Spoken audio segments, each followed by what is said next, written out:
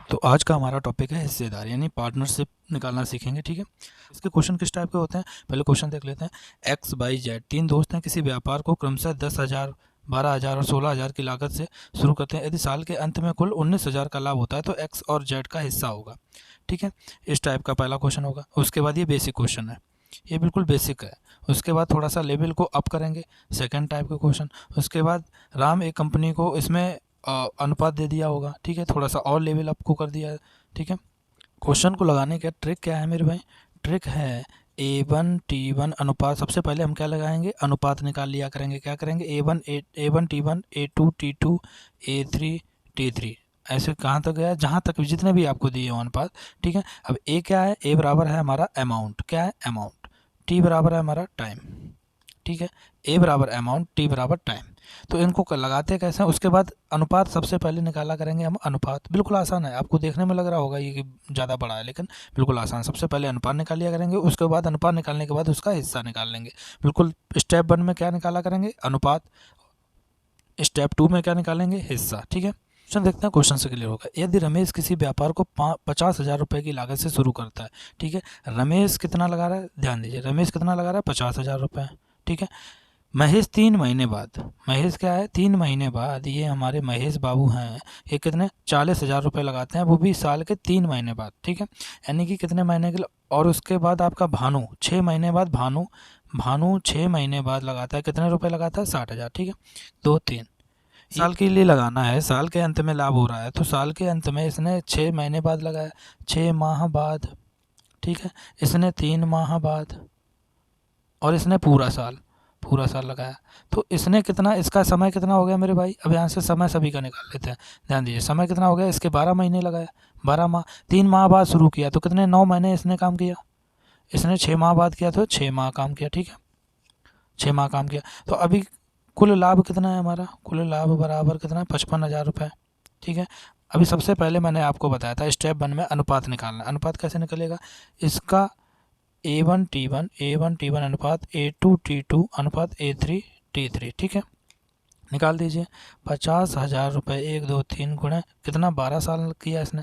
उसके बाद दूसरा 40,000, समझाने के लिए ये पूरा लिख रहा हूँ। ठीक है, 40,000 रुपये गुणे 9 महीने इसने काम किया। 40,000 3 गुणे 9 महीने काम किया, और इसने कितना किया? 60,000 रुपये लगाए, कितने महीने के लिए? 6 महीने के लिए। ठीक है, अब इसको सरल कर लीजिए। सबसे पहले जीरो काट देते हैं, 4 जीरो, ये 4 जीरो और ये 4 जीरो। ठीक है, उसके बाद और कुछ कट रहा है? बिल्कुल कट रहा है, 2 से कट रहा है, 2 4 से कट रहा है? नहीं कट रहा है, 2 3 6, 2 दूनी 4 और 2 छंग 12। और कुछ कट रहा है? बिल्कुल 2 से और कट रहा है, 2 3 6, 2 से 2 ये कट गया, 2 3 6, तो कितना आ गया? 5 3 15 अनुपात 3 से भी कट रहा है, ये 3 से ये काट दीजिए, यहाँ 3 त्रिका 9 और ये 3 से 3 कट गया। ठीक है,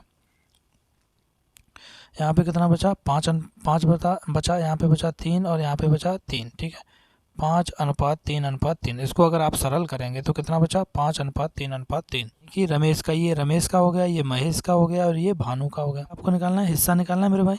तो हिस्सा निकालने के लिए किसका निकालना है? सबसे पहले रमेश का निकालते हैं। ठीक है, सबसे पहले सभी का निकाल लेते हैं। रमेश का निकालने के लिए कुल लाभ कितना है? 55,000।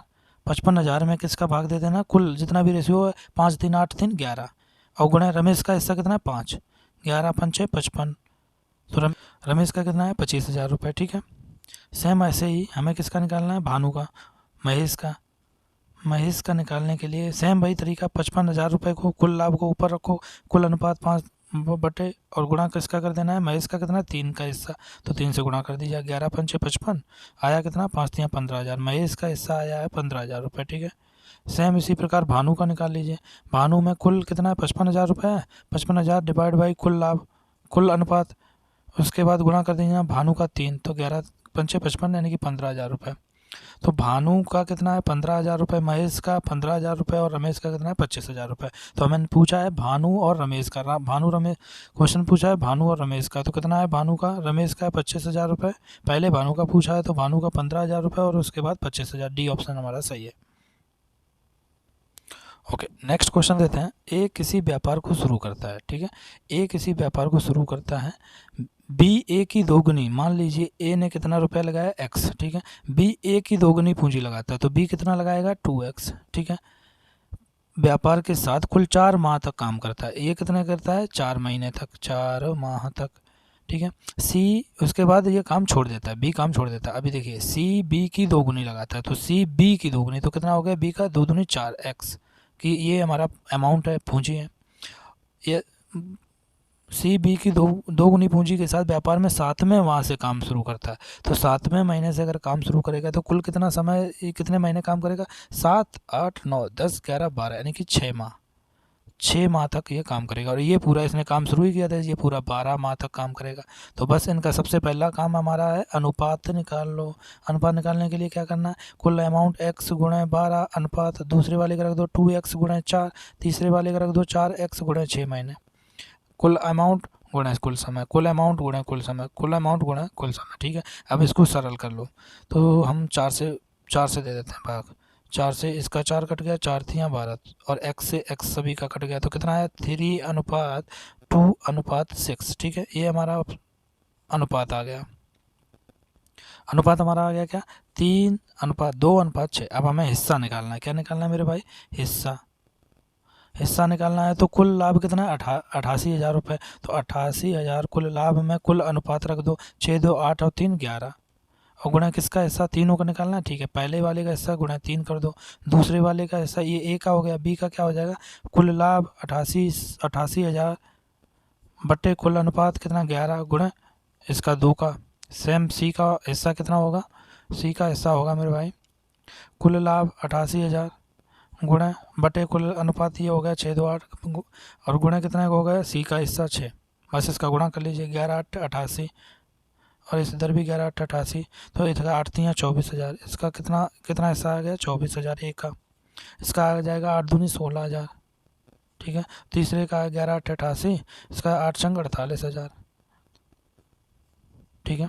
तो अभी हमारा ए का हिस्सा आ गया 24,000, बी का आ गया 16,000, और सी का कितना आ गया? 48,000। देखिए कहीं है 24, 16, 48, यानी कि डी ऑप्शन हमारा सही है। हमें करना कुछ नहीं है यहाँ से। इस टाइप के क्वेश्चन के लिए हमें सबसे पहला काम है अनुपात निकाल लेना। अनुपात निकल आया तो उसके बाद हिस्सा कैसे निकलते हैं? कुल लाभ बट्टे कुल अनुपात, और गुणा जिसका हिस्सा निकालना है उसका गुणा कर दीजिए। ये एक्स, ए, बी, सी तीनों का अलग अलग है, तो जिसका भी निकालना है उसका आप गुणा कर दीजिए, बस ऐसे सीधा हिस्सा उसका निकल आएगा। ओके, नेक्स्ट क्वेश्चन बहुत ही अच्छा है। ये बहुत अच्छा क्वेश्चन है, इसमें सिर्फ क्वेश्चन को पढ़ना है ध्यान से। राम एक कंपनी में 5 लाख रुपए लगाकर काम शुरू करता है, ठीक है। राम कितना लगा रहा है मेरे भाई? 5 लाख। कुछ समय बाद, समय बताया नहीं, कुछ समय बाद श्याम लगा रहा है 3 लाख रुपए, 3 लाख रुपए, ठीक है। कंपनी में हिस्सेदारी ले लेता है। यदि कंपनी की प्रथम सालाना वर्ष 1 साल का, समय कितना है? 1 साल, समय 1 साल का प्रॉफिट है। 1 साल का प्रॉफिट कितना? श्याम और इनका दोनों का अनुपात है, हिस्सेदारी का अनुपात दिया है। क्वेश्चन में क्या दिया है? हिस्सेदारी का अनुपात दिया है। कितना दिया? 5:2। तो श्याम कितने समय बाद कंपनी में हिस्सा लिया, यानी कि साल के कितने समय बाद कंपनी में शुरुआत किया। बिल्कुल सही है। इसमें तो हिस्सा निकालना भी नहीं है, इसमें सिर्फ अनुपात से ही हमारा काम हो जाएगा, ठीक है। सिर्फ क्वेश्चन को आपको ध्यान से पढ़ना था। तो अनुपात रख दीजिए 5 लाख, 1, 2, 3, 4, 5 गुणा, मान लीजिए इसने तो पूरा, राम ने तो पूरा साल काम किया, तो 12, अनुपात कितना हो जाएगा जाके? 3 लाख। 1, 2, 3, 4, 5 गुणा, पता नहीं इसका कितना समय काम किया। ये किसके बराबर है? 5:2 के बराबर। ये बोल रहा है कि ये इसका अनुपात कितना है हिस्सेदारी का? 5:2, ठीक है। आप लगा दीजिए, पहले 5 जीरो से 5 जीरो काट दिए। अब बचा और कुछ कटेगा? बिल्कुल कट जाएगा। ये यहाँ से 3 एकम 3 थे, चौक 12, तो कितना है? 20:20 x बराबर कितना है? 5:2, ठीक है। अब आपको यहाँ से केवल अनुपात को सॉल्व करना है। कैसे करते हैं? दूर दूर वाले एक साथ और पास पास वाले एक साथ। अगर आपको इसको ऐसे नहीं आता है तो कोई बात नहीं, बेसिक तरीका तो आपको आता ही होगा। 20/x बराबर 5/2, कैसे गुणा कर लीजिए। लेकिन मेरा तरीका है दूर दूर वाले एक तरफ और पास पास वाले एक साथ, तो इनको कर दीजिए। दूर दूर कितना है? पास पास कितना है? x गुणा 5 बराबर 20/2, ठीक है भाई। दूर दूर ही है, पास पास ही है, इनको एक साथ कर दो। 5 गुणा x बराबर 20/2, ठीक है। 5 चौको 20, x बराबर 8। 8 माह क्या आया मेरे भाई? 8 महीने तक इसने काम किया है, जल्दबाजी नहीं दिखाना।